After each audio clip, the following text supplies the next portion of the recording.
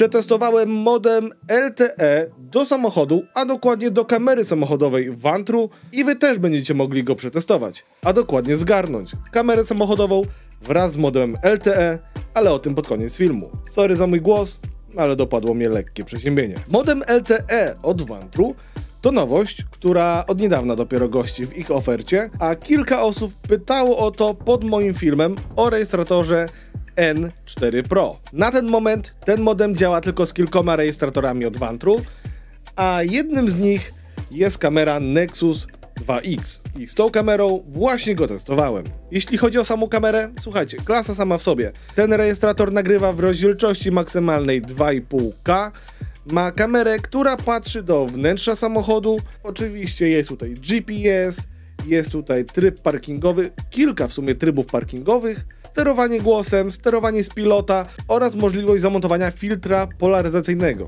Kamera przychodzi do nas w podstawowej wersji z zasilaczem pod gniazdko zapalniczki, z 2 przylepcami, z uchwytem na szybę, który ma wbudowany moduł GPS. Są jeszcze tam klipsy do montowania kabli, ale z grubsza to tyle. Natomiast jeśli chcemy cieszyć się w pełni z tego modelu, no to potrzebujemy na pewno zasilacz parkingowy i film na przykład o takim zasilaczu, który podpina się pod OBD2.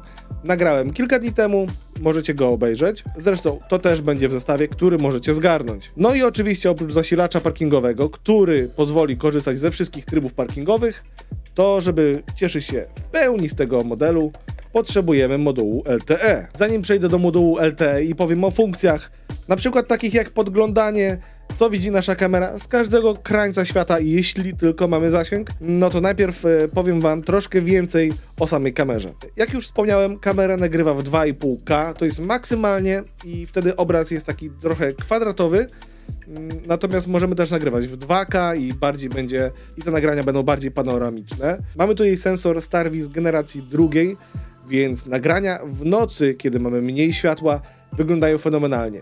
Zresztą macie przykład. Co jest ciekawe, zauważyłem to testując N4 Pro, że system tej kamery podczas nagrywania inaczej rejestruje podświetlone kadry, a dokładnie podświetlone elementy kadrów. Zauważcie, jadąc nocą przez miasto, zatrzymując jakąkolwiek klatkę, kiedy przejeżdża samochód obok mnie, na którego rejestracji odbija się światło, to ta rejestracja jest z wyprzedzeniem jakoś rejestrowana, zapisywana tak, by była ostra. Wszystkie inne ciemne elementy są rozmazane, no bo wiadomo, są w ruchu, ale rejestracja jest bardzo wyraźna. Nie wiem jak to działa, ale działa to fenomenalnie. W dzień, wiadomo, nie przetestowałem tego w pełnym słońcu, ponieważ aura teraz jest taka jaka jest, ale to wygląda bardzo dobrze. Mi rejestrator uchronił dupsko już kilka razy. Raz mi gość wjechał na parkingu, raz gość uderzył w moje lusterko na moście, jakiś czas temu inny kierowca wymusił i wbił się na mój pas. W sytuacji, gdy gość urwał mi lusterko, musiałem sprawę prowadzić przez policję, mając nagranie. Poszło bardzo szybko. Do tego rejestratora mamy dostępną aplikację na telefon, z której ustawiamy tak naprawdę wszystko, co chcemy. Czas, długość pętli, z jaką ma się nagrywać filmik, co ma być wyświetlane na nagraniach, logo, numer rejestracyjny i tak dalej. W aplikacji mamy mnóstwo ustawień. Jedynej rzeczy, której nie zauważyłem w aplikacji jeszcze, być może to poprawią, to opcje LTE. Są one po podpięciu modułu widoczne na kamerze w menu, które sobie przechodzimy klikając fizyczne przyciski pod ekranem, natomiast nie ma tych opcji w aplikacji, ale to nie jest duży problem. Jeśli chodzi o nagrywanie, to kolejną kwestią jest obiektyw patrzący do wewnątrz samochodu. Ja wiem, że niektórzy mogą mówić, a po co mam je nagrywać z przodu? Na pewno docenią to osoby jeżdżące na taksówce, ale bardziej chodzi o fakt tego, że ta kamera patrzy bardzo szeroko. I jeśli dobrze ustawimy rejestrator, to ta kamera będzie widziała jeszcze trochę po bokach samochodu poprzez boczne szyby. Mi się to przydało. Jak znajdę nagranie z tym, jak gość mi na parkingu cofnął, to wrzucę. Z doświadczenia mówię, że tą kamerę patrzącą do wewnątrz warto mieć. Powiedziałem też o tym, że możemy sobie założyć filtr polaryzacyjny, który również będzie w zestawie do zgarnięcia. Ten filtr pozwala zniwelować świetlne refleksy od naszej przedniej szyby. Czyli jeśli odbija nam się w szybie deska rozdzielcza, w sensie pod szybie, to wtedy sobie przekręcając, ustawiając dobrze polaryzację tego filtra, bo to jest filtr, niwelujemy wszystkie odbicia i mamy czysty obraz tego, co znajduje się przed samochodem. Kamerę montujemy w bardzo prosty sposób.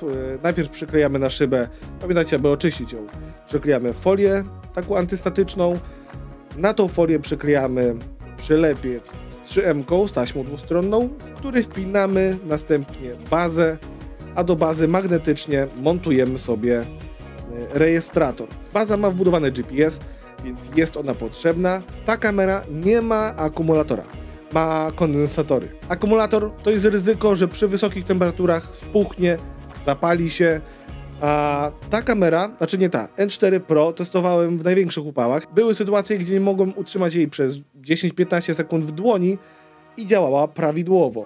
Nie miałem ani jednego problemu z tym, aby przy upałach się wyłączała, zawieszała czy cokolwiek innego, więc kondensatory są o wiele bezpieczniejsze i bardziej pewne, jeśli chodzi o działanie w niskich, ale najważniejsze w wysokich temperaturach. Wejście na kartę microSD obsługuje maksymalnie 512 GB, a to jest naprawdę sporo materiału.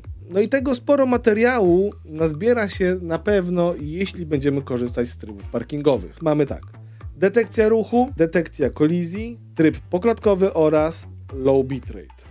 Ja osobiście korzystam z tego ostatniego, low bitrate, ponieważ jest to nagrywanie w normalnym, jakby w pełnym okresie czasowym, czyli minuta nagrywania to minuta filmu, ale takie nagranie ma pomniejszoną ilość klatek o połowę, czyli zamiast 30 ma 15 klatek. Jest to wystarczająca ilość do tego, aby zarejestrować zdarzenie, które zdarzy się na naszym aucie, a mimo wszystko to nagranie zajmuje mniej czasu, no i co najważniejsze, posiada również zarejestrowany dźwięk. Teraz przechodzimy do modułu LTE dostępnego do kamer Vantru. Oh boy, powiem wam, że to naprawdę fajnie działa. Czekałem na to, bardzo długo na to czekałem, liczyłem, że Vantru to wypuści, jak najbardziej udało się to. Jest to moduł dosyć niewielki.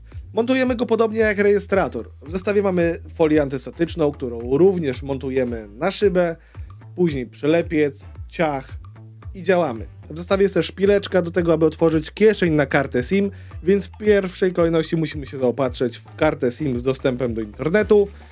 Wkładamy ją do tego modemu, montujemy modem na szybie i tak, zasilanie parkingowe, bo do działania tego modułu potrzebujemy zasilanie non-stop. Zasilanie parkingowe podłączamy tutaj do wejścia USB-C, natomiast ten krótki przewód wpinamy do rejestratora. Dzięki temu ten moduł LTE będzie miał stałe połączenie z rejestratorem, a my możliwość sczytywania na przykład plików, które zostały nagrane przez rejestrator. Do tego modemu również mamy aplikację. Jest to Vantru Connected. Uruchamiamy wszystko zgodnie z instrukcją na ekranie. Przechodzimy proces logowania, uruchamiania, aktywowania tego modułu. Na ten moment wiem, że przez pierwsze 2 lata używanie chmury jest darmowe. Mamy 2 GB pamięci w chmurze dostępnej na nasze nagrania, na jakieś zabezpieczenie zdarzeń i tak dalej. Po 2 latach możliwe, że dalej będzie darmowy, ale to jest jeszcze zbyt odległy termin, a produkt jest zbyt świeży, aby na to móc jednoznacznie odpowiedzieć. No i co? Łączymy się przez aplikację i mamy dostęp. Dostęp do całego rejestratora i do wszystkich nagrań z każdego krańca świata, z dostępem oczywiście do internetu, jeśli mamy zasięg. Oczywiście w aplikacji mamy dużo więcej funkcji. Możemy tak, zaznaczyć sobie obszar, czyli takie wirtualne ogrodzenie, wewnątrz którego może poruszać się auto bez problemu, natomiast gdy tylko wyjedzie poza ten obszar, to dostajemy powiadomienie w telefonie, że samochód opuścił dany obszar. Możemy również dostawać powiadomienia o wykrytej kolizji. Dodatkowo możemy się z kimś komunikować przez rejestrator, czyli mamy taką dwustronną komunikację. No i oczywiście mamy wgląd we wszystko, co się dzieje.